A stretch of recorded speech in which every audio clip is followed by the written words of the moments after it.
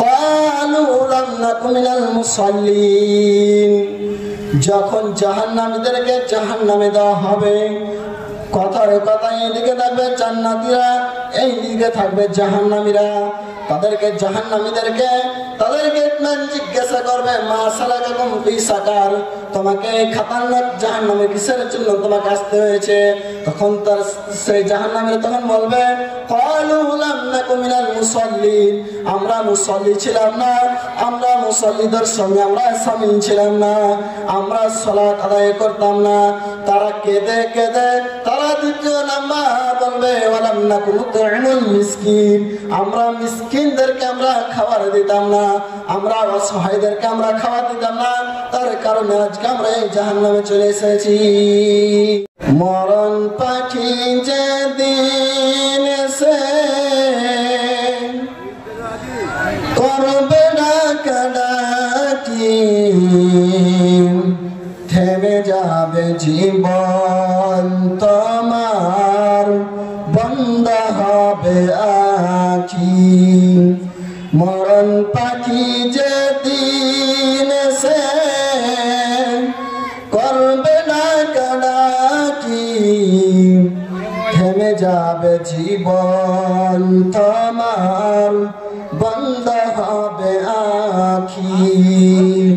অরে মন, থেমে যাবে জীবন তোমার, বন্ধ হবে আঁখি। দুনিয়াতে আছো তুমি টাকা পয়সা নিয়ে, মরণ পরে করবে দফন সাদা কাফন দিয়ে। যাইবা তুমি খালি হাতে, যাইবা তুমি খালি হাতে, থাকবে পরে সবই, থেমে যাবে জীবন তোমার, বন্ধ হবে আঁখি। মরণ পাখি যেদিন এসে করবে ডাকাডাকি, থেমে যাবে জীবন তোমার, বন্ধ হবে আঁখি। আপন ঝুরি করো ভারী, সময় যে আর নাই, মরণ পাখি দিলের ডাক রবে না উপায়। আপন ঝুরি করো ভারী, সময় যে আর নাই, মরণ পাখি দিলের ডাক রবে না উপায়। খাঁচা ছেড়ে উড়ান দিবে কেমনে ধরে রাখি, থেমে যাবে জীবন তোমার, বন্ধ হবে আঁখি। আসসালামু আলাইকুম। বন্ধুগণ, আল্লাহ সুবহানাহু ওয়া তাআলা আমাদেরকে কেন সৃষ্টি করেছেন? আল্লাহ সুবহানাহু ওয়া তাআলা আমাদেরকে সৃষ্টি করেছেন একটা উদ্দেশ্য রয়েছে, যে আল্লাহ সুবহানাহু ওয়া তাআলা কোন ব্যক্তিকে 50 বছর, কোন ব্যক্তিকে 80 বছর, এইরকম করে আল্লাহ সুবহানাহু ওয়া তাআলা সময়টুকু দিয়েছে একমাত্র কেবল আল্লাহ সুবহানাহু ওয়া তাআলা পরীক্ষা করার জন্য বান্দাকে, যে বান্দাকে আমি 50 বছর 70 বছর মানে এইরকম করে বয়সটুকু আমি বান্দাকে দিলাম, সে বয়সটুকুর মধ্যে আমার বান্দা আমাকে স্মরণ করছেই করে না। তারপরে আল্লাহ সুবহানাহু ওয়া তাআলা যারা আল্লাহ সুবহানাহু ওয়া তাআলা জিকির আজকার করবে, যারা আল্লাহ রাসূলের হাদিসকে অনুসরণ করে চলবে, তাদের জন্য কাল কিয়ামতের দিন জান্নাত রয়েছে। আমি আপনাদের সম্মুখে কোরআনুল কারীম থেকে একটি আয়াত পরিবেশন করেছি, সূরা বাকারা থেকে, আল্লাহ রাসূলের একটি হাদিস পেশ করেছি। আয়াত এবং হাদিসকে সামনে রেখে আমি মূল্যবান কথা তুলে ধরবো ইনশাআল্লাহুল আজিজ। একনিষ্ঠভাবে 2 রাকাত ওযু করে একনিষ্ঠভাবে উজু করে 2 রাকাত সালাত আদায় করলে মানুষের গুনাহ মোচন হয়ে যায়। আল্লাহ সুবহানাহু ওয়া তাআলা সূরা বাকারার মধ্যে বলেছেন 45 নম্বর আয়াতে, বিসমিল্লাহির রহমানির রহিম ওয়াস্তাঈনু বিস-সাবরি ওয়াস-সালাহ, তোমরা ধৈর্য ও সালাতের মাধ্যমে আল্লাহর নিকটে তোমরা সাহায্য চাও।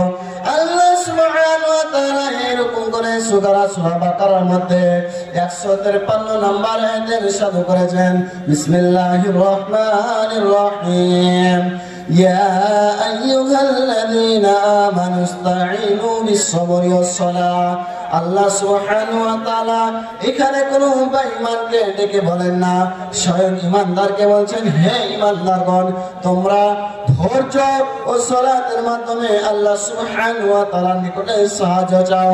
কিন্তু আজকে আমরা হতভাগা মুসলমান, আল্লাহর কোরআনকে এড়িয়ে চলছি, আল্লাহর কোরআনকে মেনে চলি না। এখানে আল্লাহ সুবহানাহু ওয়া তাআলা বলেছেন যে তোমরা ধৈর্য ও সালাতের মাধ্যমে আল্লাহর নিকটে সাহায্য চাও। কিন্তু আজকে আমরা হতভাগা মুসলমান, আজকে আমরা ধৈর্য ধারণ করি না। আল্লাহ সুবহানাহু ওয়া তাআলা বলেছেন, ইন্নাল্লাহা মা'আস সাবিরিন, যারা ধৈর্য ধারণ করে তাদের সাথে আমি আল্লাহ থাকি। তাহলে কি বুঝতে পারলেন যে আমাদেরকে ধৈর্য হারাতে হবে না, ধৈর্য রাখতে হবে। হযরত আইয়ুব আলাইহিস সালামের মতন আমাদেরকে ধৈর্য ধারণ করতে হবে। আল্লাহ সুবহানাহু ওয়া তাআলা সূরা আনকাবুতের মধ্যে ইরশাদ করেছেন, ইন্নাস সালাতা তানহা আনিল ফাহশাই ওয়াল মুনকার, নিশ্চয় যারা সালাত আদায় করে, নিশ্চয় যারা সালাত আদায় করে তারা মুনকার অর্থাৎ খারাপ কাজ থেকে বেঁচে থাকে। অত্রয় দ্বারা প্রমাণ হয় যে যারা সালাত আদায় করে তারা খারাপ কাজ থেকে বেঁচে থাকে। এবার আপনি প্রশ্ন করবেন, মাওলানা সাহেব, আমি উম্মুক ব্যক্তিকে আমি সালাত আদায় করতে দেখি 5 ওয়াক্তের, কিন্তু সেই ব্যক্তি খারাপ কাজ থেকে বেঁচে থাকতে পারছে না কেন?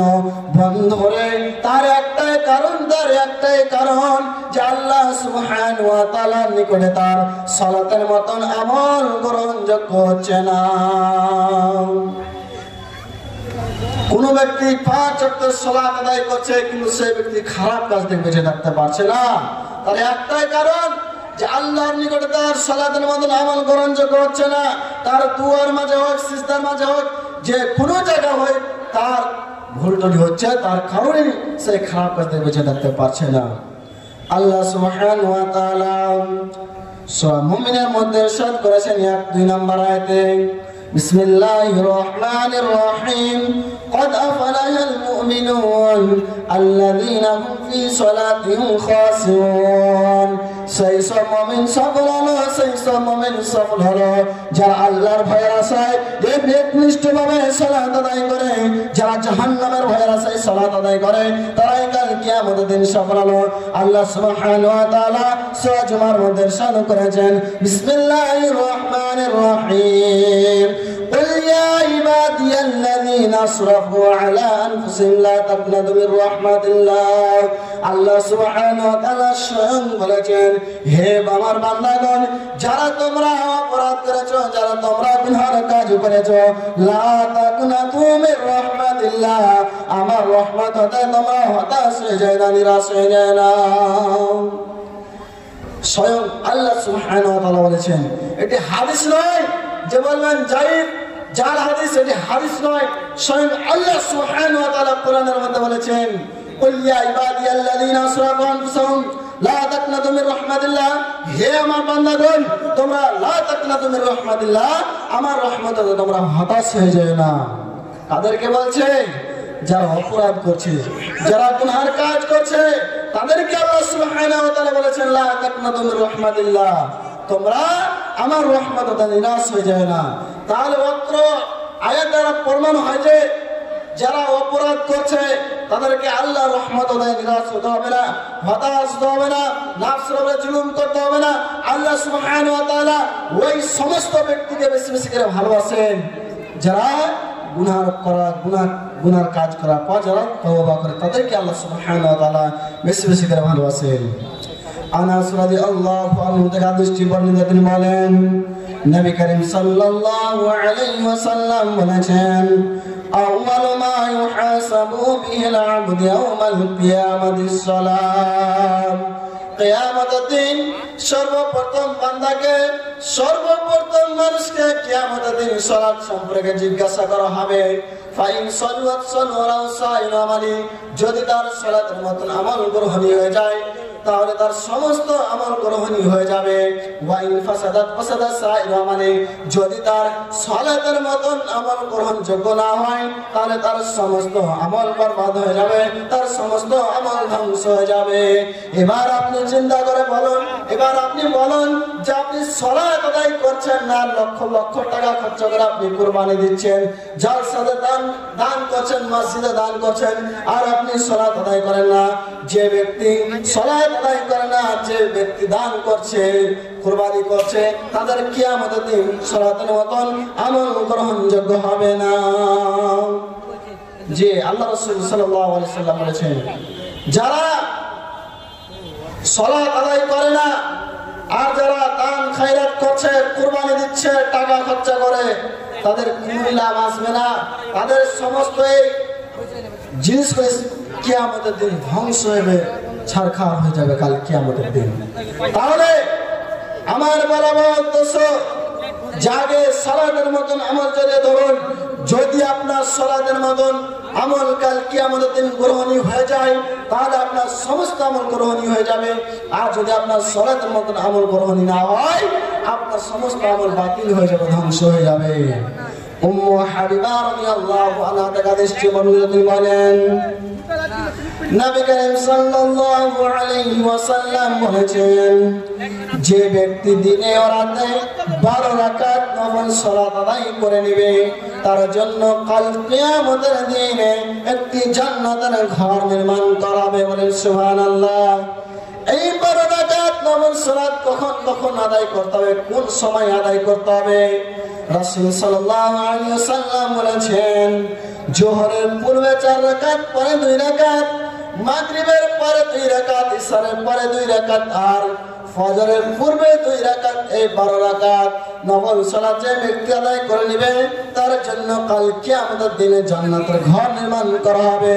তাহলে আজকে আমরা হতভাগা মুসলমান, আজকে আমরা এত ওয়াফার পেয়ে কিন্তু আজকে আমরা ছেড়ে দিচ্ছি, কিন্তু কাল কিয়ামতের দিন আজকে আমরা আল্লাহকে অনুসরণ করি না, আল্লাহ রাসূলের হাদিসকে অনুসরণ করি না, কিন্তু কাল কিয়ামতের দিন যখন আপনাকে জাহান্নামে নিক্ষেপ করা হবে তখন আপনি বলবেন, আমি যদি দুনিয়াতে আমি নামাজ পড়তাম, রোজা রাখতাম, আমি যদি সালাত আদায় করতাম, আমি যদি মসজিদে 15টা মিনিট সময় দিতাম, তাহলে আমাকে খতরনাক জাহান্নামে আজকে আমাদেরকে এই জাহান্নামে আসতে হতো না।